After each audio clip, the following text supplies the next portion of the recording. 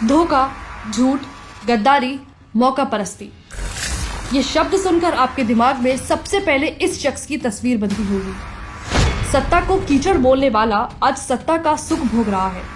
इस धूर्त ने अन्ना हजारे को गुरु मानकर उनके साथ छल किया।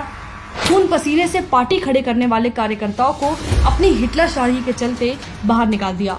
कुर्सी के लिए अपने बच्चों की झूठी कसम तक खाई। और बच्चों की कसम है, ना बीजेपी से गठबंधन करेंगे ना कांग्रेस से गठबंधन करेंगे। इतना ही नहीं, ये सत्ता के लिए देश से गद्दारी करने से भी नहीं चुका। इसके ऐसे ही कुछ काले कारनामे आज हम आपको बताने जा रहे हैं। वंदे मातरम बोलने पर मारा लकवा। पीएम मोदी 74वें स्वतंत्रता दिवस पर लाल किले से देश को 7वीं बार संबोधित कर रहे थे। अपने भाषण को समाप्त करते हुए पीएम मोदी ने वंदे मातरम के नारे लगाए। पीएम मोदी का साथ देते हुए पूरा देश और वहां बैठे सभी वंदे मातरम का नारा लगा रहे थे। लेकिन नारे के नाम पर केजरीवाल के न हाथ उठे और न मुंह से वंदे मातरम की आवाज निकली। मोदी विरोध में चूर केजरीवाल देश की प्रतिष्ठा और गरिमा तक भूल गया और रोबोट की तरह बैठकर देश का अपमान करता रहा। सेना के शौर्य पर किया शक। 28-29 सितंबर 2016 की रात भारतीय सेना ने पाकिस्तान के बालाकोट में घुसकर सर्जिकल स्ट्राइक की थी, जिसमें सेना ने पाकिस्तान के आतंकियों के ठिकाने को ध्वस्त कर दिया था।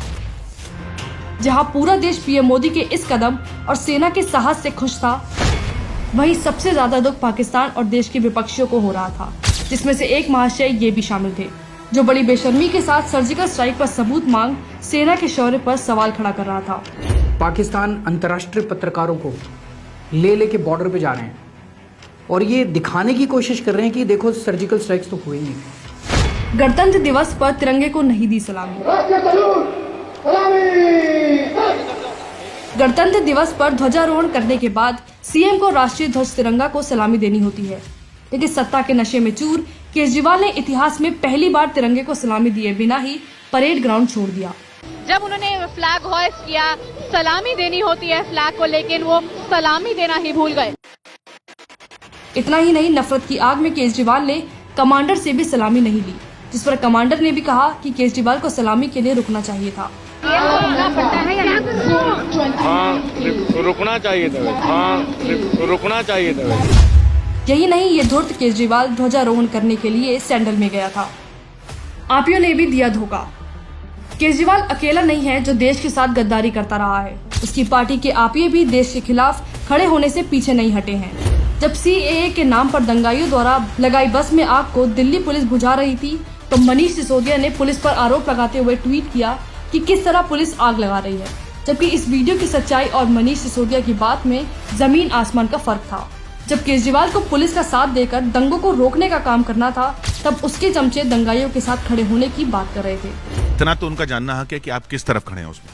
मैं कहीं भी खड़ा हूँ, मैं शाहीन बाग के लोगों के साथ खड़ा हूँ। आप शाहीन बाग के लोगों के साथ खड़े हैं, आप जेएनयू में भी लोगों के साथ, जेएनयू के लोगों के साथ खड़ा हूँ। दिल्ली अल्पसंख्यक आयोग ने देश को किया शर्मसार। दिल्ली अल्पसंख्यक आयोग के अध्यक्ष जफरुल इस्लाम ने देश की साख को विश्व पटल पर झुकाने में कोई कसर नहीं छोड़ी। फर्जी ट्वीट का सहारा लेते हुए जफरुल इस्लाम ने लिखा कि मुस्लिम को साथ खड़ा होने के लिए धन्यवाद कुवैत।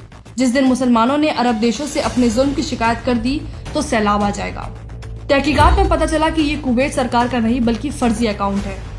इस मामले पर विदेश मंत्रालय ने सफाई देते हुए कहा कि इस मामले पर कुवैत सरकार का कोई लेना देना नहीं है। कुवैत भारत के साथ मजबूत रिश्ता चाहता है, लेकिन इन आपियों को देश की छवि से ज्यादा वोट बैंक की चिंता है।